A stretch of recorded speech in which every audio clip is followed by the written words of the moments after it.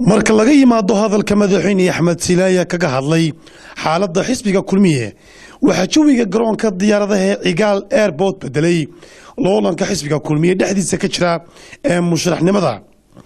subaxii hore saaka ayaa garabyada loolanka xisbiga kulmiye iyo taageerayaashoodu waxay soo buuxdaafiyeen garoonka diyaaradaha Hargeysa kuwaas oo mid kasta ka hadlayay xaaladda xisbigooda iyo waxa madaxweyne Axmed Silaaya ka hadli doono gudaha ranweyga madarka Hargeysa oo waftiga madaxweynaha lagu soo dhaweynayay waxa buuxdaafiyay kulamo iyo isxog wareysi kulmiye iyo loolankiisa laga hadlayo musharaxiinta kale ah Muuse Biixi Cabdi gudoomiyaha xisbiga kulmiye Maxamed Biixi Yoonis wasiirka arrimaha dibadda iyo xildhibaan Axmed Kichande ayaa goobtaasi joogay waji maalmihii ugu dambeeyay warbaahinta isku weerarayay oo tartankoodu soo shaxbaxay hawadana gaaray ayaa goobtaasi gaaray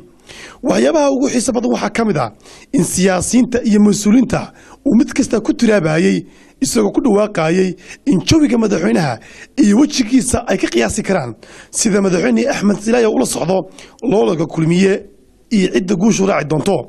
saaxiibo badan oo kulmiye soo halgamay oo meel siyaasadda ka wada ciyaari jiray ayaa maanta salaanta ku adkeyd inay iyagu iska qaadaan safafka ay galayeenba ayaa karaahi dhinaca siyaasadda ay isku arkayeen waana markii ugu horeysay taariikhda xisbiga kulmiye iyo xukuumadda hogaamiyo madaxweyne Axmed Silaaya ay mas'uuliyiinta xukuumadda siinaayo iyagoo dagaal adag oo dhinaca siyaasadda dhexdooda ka dilacday ay ujeedooyin kala duwan u soo dhaweeyaan madaxweyne Axmed Silaaya oo waqtiyada kamid ah ujeedo kale u soo wada dhaweyn jireen oo difaaca xisbiga kulmiye salaamaha iyo sarga maanta ay garabyada isku haya xisbiga muxaafidka kulmiye ee dhinaca musharaxnimada dhamaantood waxa laga dareemayay inay kala boodeen waxyaabaha kale ugu xiiso badan waxa kamid ahaa markii safka ay galayeen dhammaan xisbiga kulmiye xukuumadda Soomaaliland ay dhinacyada xisbiga kulmiye isku haya mid kasta weegayay ka kale isagoo u muuqday in dagaalka dhinaca siyaasadda meel xun u marayo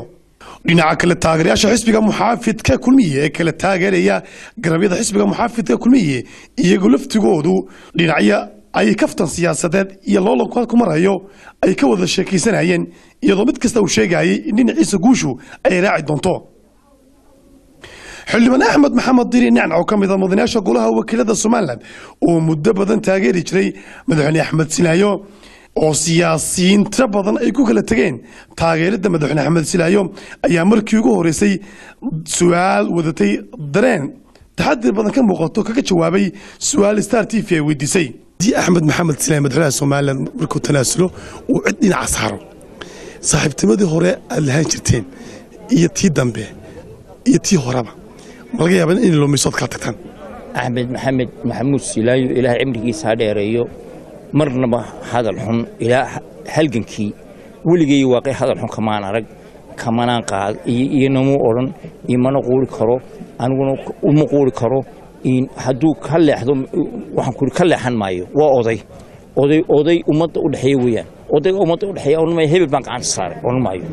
nin waxba kama gelin laakiin waxaan doonayaa inaanu xisbigaas naga baabiin oo ku soo halgamay mujaahidkaas ku soo halgamay ee uu magaciisa ku soo baxay waxaan leenahay madaxweyne insha Allah bismillaah kareem naga baabii maayo laakiin maanta waliba kulmiye aanu ku celinayo ishayskiisku way soo maanta ilaa waa musharax baanahay hal lagu qostabe alla jecelna taa saadal baan subayna laakiin habar waa dawlad madaxweynaha iyo nacnab isjilay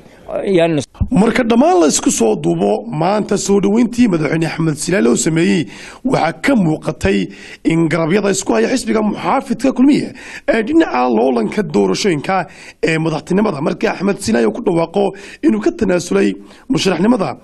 waxay laga dareemayay in loolankaas imika uu marayo meeshii ugu sareysay iyadoo wajiyaal tira badan oo ku kala agti fogaaday dhinaca tartanku maanta halkaas ay ku soo dhaweeyeen madaxweyne Axmed Silaaya oo mid kasta uu doonayay in dareen gooniya iyo guul gooniya soo dhaweynta madaxweynaha ay uga soo baxdo in halkaas waxa ka muuqday siyaasiin kooban oo dhaxdhaxaada oo iyagu laftigooda maanta ku jahwareeray loolanka xisbiga muxaafidka kulmiye ka dhex taagan